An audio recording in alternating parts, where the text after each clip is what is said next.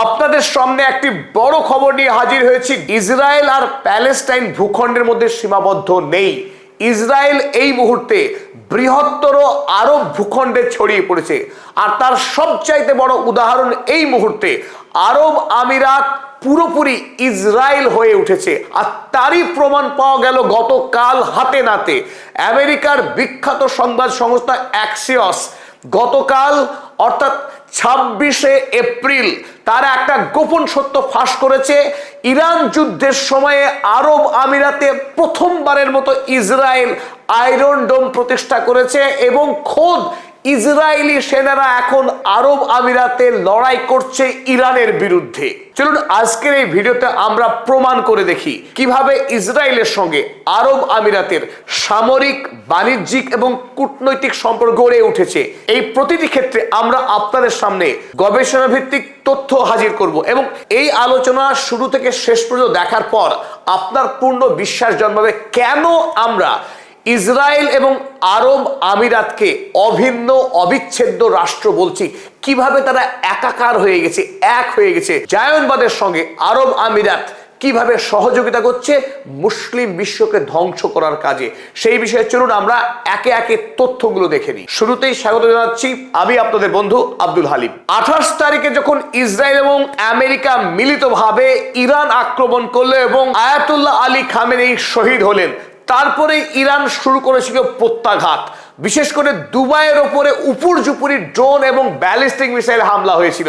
কিন্তু সেখানে প্রশ্ন উঠেছিল কেন ইরান এই ইসলামিক দেশে আক্রমণ করছে, এক। দ্বিতীয়ত, এত অসংখ্য আক্রমণের পরেও কেন দুবাইয়ে সেই পরিমাণ ক্ষয়ক্ষতি হয়নি। গতকাল অ্যাক্সিওস কাগজ এই রহস্য ফাঁস করেছে।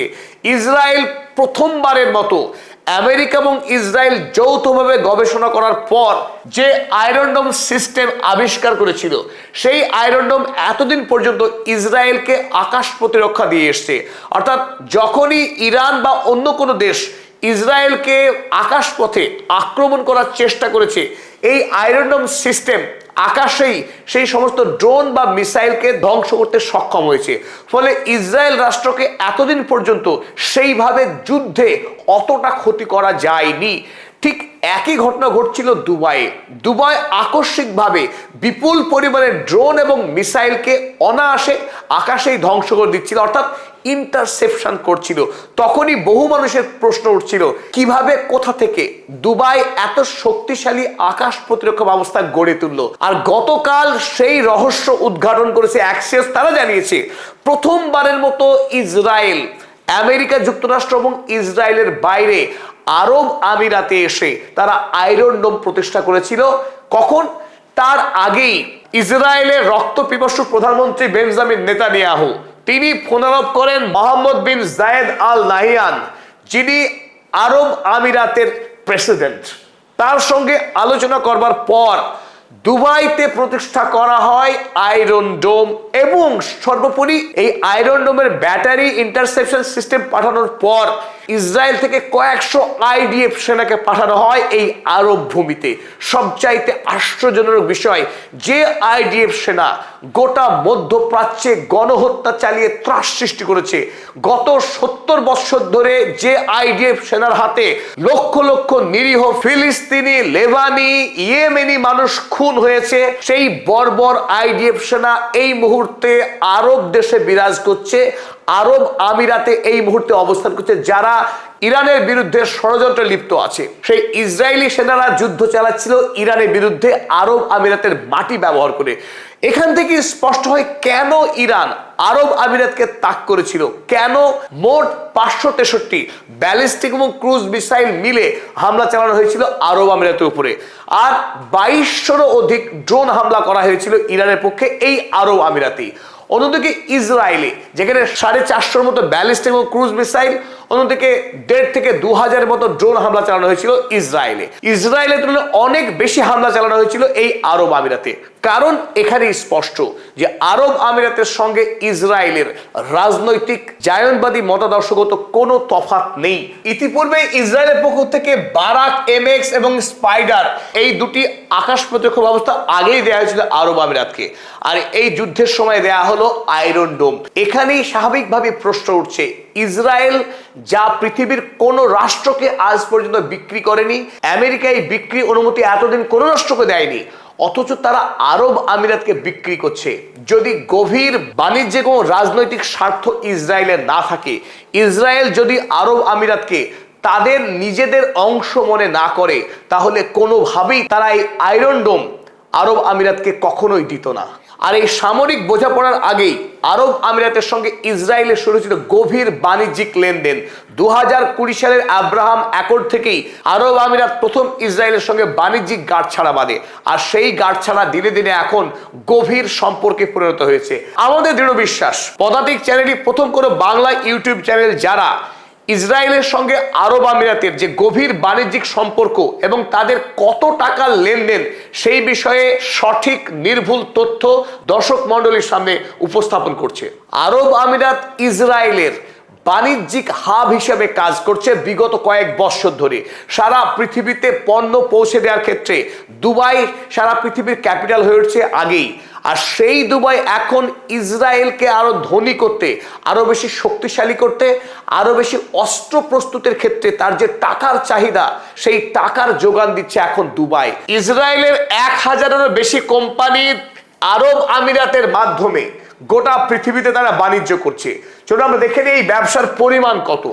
South and east Asia 30 billion dollar পরিমাণ টাকার 2025 সালে ব্যবসা হয়েছে এই আরব আমিরাতকে ব্যবহার করে। কারণ আরব আমিরাতের পৃথিবীর সবচাইতে দক্ষ উপযুক্ত বন্দর রয়েছে, যে বন্দরগুলির মাধ্যমে অনায়াসে পৃথিবীর বিভিন্ন প্রান্তে পৌঁছে যাওয়া যায়। বিশেষ করে দুবাইয়ের জাবেল আলী বন্দরকে কাজে লাগিয়ে ইসরায়েল এখন রমরমিয়ে ব্যবসা করছে সাউথ অ্যান্ড ইস্ট এশিয়ার দেশগুলো, চায়না, ভিয়েতনাম, মালয়েশিয়া, ভারতবর্ষের মতো দেশগুলিতে অনায়াসে মালপত্র পৌঁছে যাচ্ছে ইসরায়েল হয়ে দুবাই, এবং দুবাই থেকে এই সমস্ত দেশগুলিতে পৌঁছে যাচ্ছে।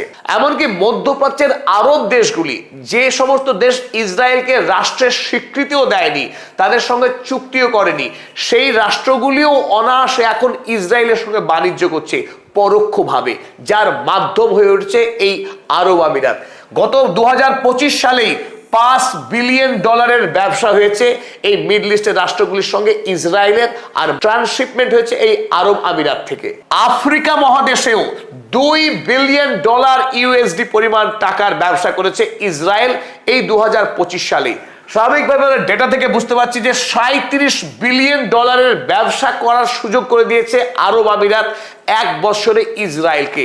ফলে এই বিপুল পরিমাণের টাকার বাণিজ্যের ফলে তাদের দেশে যে মুনাফা এসছে, আর সেই মুনাফা থেকে তৈরি হয় অস্ত্র, তৈরি হয় বারুদ, আর খুন হয় গাজাবাসী, খুন হয় লেবানি মানুষ এই ইসরায়েল দানব রাষ্ট্রের হাতে। যে দানব ইসরায়েল গোটা মিডল ইস্টে গ্রেটার ইসরায়েল তৈরি করার স্বপ্ন দেখছে, সেই গ্রেটার ইসরায়েলের স্বপ্ন দেখা ইসরায়েলকে আরব আমিরাত, আরব বিশ্বের একটি রাষ্ট্র, তাকে বাণিজ্যিকভাবে ফুলিয়ে ফাঁপিয়ে বড় করছে।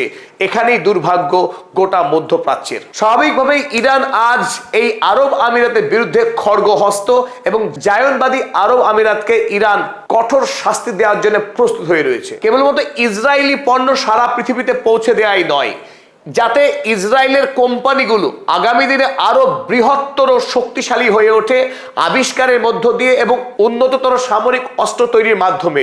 তার জন্য আরব আমিরাত বিপুল পরিমাণে বিনিয়োগ করছে খোদ ইসরায়েলের প্রতিরক্ষা কোম্পানিগুলোতে। চলুন দেখে নি সেই data. UAE invested 2.3 billion in Elbit systems. Elbit system ইসরায়েলের সবচাইতে বৃহত্তম সামরিক কোম্পানি, যে সামরিক কোম্পানি ড্রোন, মিসাইল থেকে শুরু করে নানান ধরনের সামরিক অস্ত্র বানিয়ে থাকে। ইসরায়েল রাষ্ট্র যে প্রতিদিন যুদ্ধ করছে মধ্যপ্রাচ্যে, সেই যুদ্ধের অস্ত্র সরবরাহ করা। অর্থাৎ 2023 সাল থেকে 2025 সালের শেষ পর্যন্ত গাজাতে ইসরায়েল যে বর্বরোচিত গণহত্যা চালিয়েছে, যে গণহত্যাতে 20,000-এর অধিক শিশুর মৃত্যু হয়েছে এবং 50,000-এর অধিক নারী পুরুষের হত্যা হয়েছে, ধ্বংস হয়েছে হাসপাতাল, বিশ্ববিদ্যালয়, স্কুল, খেলার মাঠ, স্টেডিয়াম, সেই সমস্ত প্যালেস্টাইনের এই ধ্বংসযজ্ঞে হাত রয়েছে আরব আমিরাতের। কারণ এলবিট সিস্টেম কোম্পানিতে $2.3 বিলিয়ন টাকা ইনভেস্ট করে রেখেছে আরব আমিরাত। $2.3 বিলিয়ন ইউএসডি ভারতীয় টাকায় যদি আমরা কনভার্ট করি, তার পরিমাণ গিয়ে দাঁড়াবে 21,850 কোটি টাকা। আর বাংলাদেশি টাকায় যদি আমরা এটাকে কনভার্ট করি, তাহলে এর পরিমাণ গিয়ে দাঁড়াবে প্রায় 30,000 কোটি টাকার কাছাকাছি। আরব আমিরাতের কোম্পানি ইসরায়েলি অস্ত্র তৈরি কোম্পানিতে টাকা নিবেশ করছে বাংলাদেশি টাকায় 30,000 কোটি টাকা। আর এই এলবিট সিস্টেম কোম্পানি থেকে নিরন্তর ইসরায়েলি আইডিএফ সেনাকে অস্ত্র তুলে দেওয়া হচ্ছে। শুধু তাই নয়, UAE invested for 30% stake in Third Eye, ইসরায়েলের অপর বৃহত্তম সামরিক company military industrial complex Third Eye. Third আইয়ের মূলত কাজ ইরানের পক্ষ থেকে যে সমস্ত ড্রোন এবং মিসাইল হামলা চালানো হচ্ছে ইসরায়েলে, সেই সমস্ত ড্রোন এবং মিসাইল কিভাবে ইন্টারসেপ্ট করা যায়, আকাশে কিভাবে ধ্বংস করা যায়, সেই সমস্ত প্রযুক্তি নিয়ে কাজ করে থার্ড আই। স্বাভাবিকভাবে অত্যন্ত গুরুত্বপূর্ণ একটা কোম্পানি ইসরায়েলের। এই কোম্পানির 30% শেয়ার এখন আরব আমিরাতের হাতে। কেন আমরা বলছি ইসরায়েল এবং আরব আমিরাত অখণ্ড, এরা অবিভাজ্য, এদেরকে আলাদা করা যায় না। তাহলে ইসরায়েলের যে লক্ষ্যে তারা কাজ করে যাচ্ছে, একই লক্ষ্যে কাজ করছে আরব আমিরাত। এআই ফার্ম গ্রুপ 42 একটি নতুন এআই কোম্পানি, এরাও সামরিক ক্ষেত্রে প্রযুক্তিগত উদ্ভাবন করার কাজ করছে। এটি পিওরলি আরব আমিরাতের কোম্পানি, যারা আবুধাবিতে প্রথম কাজ শুরু করেছিল। এই গ্রুপ 42 কোম্পানি তারা প্রথম আন্তর্জাতিক অফিস খুললো ইসরায়েলে। তারা অন্য দেশ নয়, ইসরায়েল তাদের প্রথম পছন্দ। আর ইসরায়েল এবং আরব আমিরাত এই সম্পর্ক কিন্তু একপাক্ষিক নয়, এটি দ্বিপাক্ষিক বাণিজ্যিক সম্পর্ক। আরব আমিরাত ইসরায়েলে মোট $14.4 বিলিয়ন একটা ম্যাসিভ বাণিজ্যিক ইনভেস্টমেন্ট করেছে ইসরায়েলের মাটিতে। অন্যদিকে ইসরায়েলও আরব আমিরাতে রিয়েল এস্টেট, টেকনোলজি এবং রিসার্চ অ্যান্ড ডেভেলপমেন্ট সেক্টরে তারা বিনিয়োগ করেছে $3.8 বিলিয়ন। ইসরায়েল একটি ক্ষুদ্র দেশ, সে তারাও আরব আমিরাতে এই বিপুল পরিমাণের টাকা $3.8 বিলিয়ন ইউএসডি টাকা ইনভেস্ট করছে আরবের মাটিতে। তাই আরব আমিরাত এবং ইসরায়েল তাদের বোঝাপড়া এবং তাদের বন্ধুত্ব, সামরিক অস্ত্রের আদান প্রদান, এমনকি আয়রন ডোম, যা ইসরায়েল কোনোদিনও আজ পর্যন্ত অপর কোনো দেশকে বিক্রি করার কথা কল্পনাই করেনি, সেই আয়রন ডোম পর্যন্ত আরব আমিরাতে সে প্রতিষ্ঠা করছে ইসরায়েলি সেনা এসে। বোঝাপড়া কোন জায়গায়। চলুন এবার বিদেশ নীতির ক্ষেত্রে। আপনারা ইতিমধ্যে অনেকেই জানেন যে ইসরায়েল কিছুদিন আগে সোমালিল্যান্ড, সোমালিয়া যে আফ্রিকার দেশ, তাদের নিজেদের স্বার্থে এই দেশকে দ্বিখণ্ডিত করে সোমালিল্যান্ড বলে একটি দেশ ঘোষণা করেছিল ইসরায়েল। পৃথিবীতে একমাত্র রাষ্ট্র ইসরায়েল যারা সোমালিয়াকে সোমালিল্যান্ড আরো একটি নতুন দেশে বিভক্ত করেছিল, যা অত্যন্ত ঘৃণ্য একটি চক্রান্ত। আর এই চক্রান্তের বিরুদ্ধে আরব দেশের 21টি রাষ্ট্র মিলিতভাবে তারা জয়েন্ট স্টেটমেন্ট দিয়েছিল এবং ধিক্কার জানিয়েছিল এই ইসরায়েলি চক্রান্তকে। কিন্তু তাৎপর্যপূর্ণভাবে এই আরব আমিরাত তারা নীরবে পক্ষ নিয়েছিল ইসরায়েলের। তারা কিন্তু এই 21টি আরব রাষ্ট্রের সঙ্গে একমত নয়, কারণ তাদের তো ইসরায়েলি তাদের নিজের দেশ, ইসরায়েলের দৃষ্টিভঙ্গি আরব আমিরাতের দৃষ্টিভঙ্গি অভিন্ন। সুতরাং তারা কোনোভাবেই এই 21টি আরব রাষ্ট্রের সঙ্গে একমত হতে পারেনি। শুধু তাই নয়, গোটা পৃথিবীতে ইসরায়েল যে রাষ্ট্রনীতি, যে বিদেশ নীতি অনুসরণ করে, একই বিদেশ নীতি অনুসরণ করে আরব আমিরাত। দেখুন ইয়েমেনে সৌদি এবং ইরান বিরোধী যে গোষ্ঠী রয়েছে এসটিসি, যাকে ইসরায়েল মদদ দিয়ে, তাদেরকে শক্তি দিয়ে, প্রশিক্ষণ দিয়ে, অস্ত্র দিয়ে তৈরি করেছে, যাতে করে গোটা মধ্যপ্রাচ্যে আরো দীর্ঘমেয়াদী অশান্তি ছড়াতে পারে। ইরান ও হুথি বিরোধী, সৌদি বিরোধী যে এসটিসি গোষ্ঠী, তার ফান্ডিং ম্যানেজার হচ্ছে ইসরায়েল, অপরদিকে আরব আমিরাত। এই আরব আমিরাত এবং ইসরায়েল মিলিতভাবে এই এসটিসি গোষ্ঠীকে তারা শক্তি দিয়ে আসছে। আমরা দেখেছি কিছুদিন আগে সৌদি আরবের পক্ষ থেকে ইয়েমেনে গিয়ে ব্যাপকভাবে আকাশ থেকে বোমা বর্ষণ করে এই এসটিসি গোষ্ঠীকে নির্মূল করার চেষ্টা করা হয়েছে। আর একই গল্প আমরা দেখছি সুদানের ক্ষেত্রে। UAE support train and fund RSF in Sudan. সুদানে মানব জাতির ইতিহাসে অন্যতম ভয়ঙ্কর একটি সংকট চলছে। নির্বিচারে মানুষ খুন হচ্ছেন গত 5 বছর ধরে। আফ্রিকার দেশ, দরিদ্র মানুষ, সুতরাং এই সংকট পৃথিবীর মেইন স্ট্রিম মিডিয়াতে আলো পাচ্ছে না।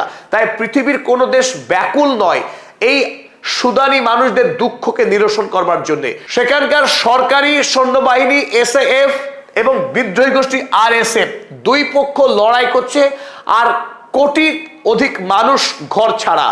প্রতিদিন এখানে যে শিশুর জন্ম হচ্ছে মরুভূমির মাঝখানে, তারা খাদ্য নেই, বাসস্থান নেই, এক ভয়ঙ্কর মানবিক সংকট সুদানে। আর এই সংকট তৈরির ক্ষেত্রে সবচাইতে বড় হাত রেখেছে এই আরব আমিরাত।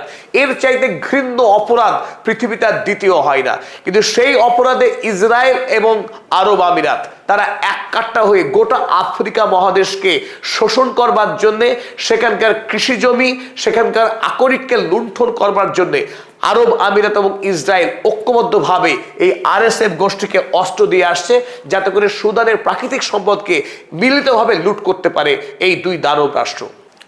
UAE silently supports Israeli action in Gaza. আরো মর্মান্তিক যে কথা ইতিমধ্যে আমরা বলেছি, যে আরব আমিরাত, এলবিট সিস্টেম এবং থার্ড আই যে সামরিক কোম্পানি ইসরায়েলি, সেই কোম্পানিতে বিপুল পরিমাণের বিনিয়োগ করেছে।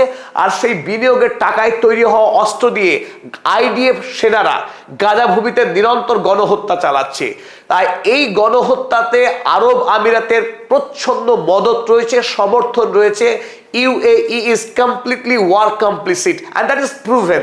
এখানে একেবারে প্রমাণিত সত্য। তাই আমরা আরব আমিরাত এবং ইসরায়েলকে কোনোভাবেই আলাদা চোখে দেখতে পারছি না, আলাদাভাবে দেখছে না পৃথিবীর মানুষ। আজ আপনাদের সামনে প্রমাণ সহ আমরা হাজির করলাম কিছু গুরুত্বপূর্ণ তথ্য, এবং সেই সমস্ত মানুষকে আমরা বার্তা দিতে চাই যাদের মনে আজও সন্দেহ আছে যে আরব আমিরাতকে এত দেশে অভিযুক্ত করা যায় না। তাই তাদেরকে আমরা বললাম, যে সমস্ত ডেটা আমরা আজকে এই আলোচনায় আপনাদের সামনে হাজির করলাম, প্রত্যেকটি ডেটা আপনারা ভেরিফাই করবেন যে আরব আমিরাতের বিরুদ্ধে যে অভিযোগ পদাতিক করলো তার কোনো একটি তথ্য যদি ভুল হয়, আমরা এই ভিডিও কথা দিচ্ছি প্রত্যাহার করে নেব। তবে আমাদের প্রত্যেকের কর্তব্য, শুধু টাকার বিনিময়ে যে আরব রাষ্ট্র মানবিক নৈতিকতা ভুলে যায়, যারা ইসরায়েলি গণহত্যাকে সমর্থন করে, তাদেরকে আমরা ধিক্কার জানাই। ধিক্কার আমাদের প্রত্যেকের জানানো উচিত, ঐক্যবদ্ধ হওয়া উচিত, ঐক্যবদ্ধ হওয়া উচিত। টাকার কাছে বিবেক, মূল্যবোধকে বিক্রি করে দেওয়া আরব আমিরাতকে আমরা আরো একবার তীব্র ধিক্কার জানাচ্ছি। সুদানের সংকট নিয়ে পদাতিকের পক্ষে একটি বিস্তারিত ভিডিও আমরা আগেই করেছি।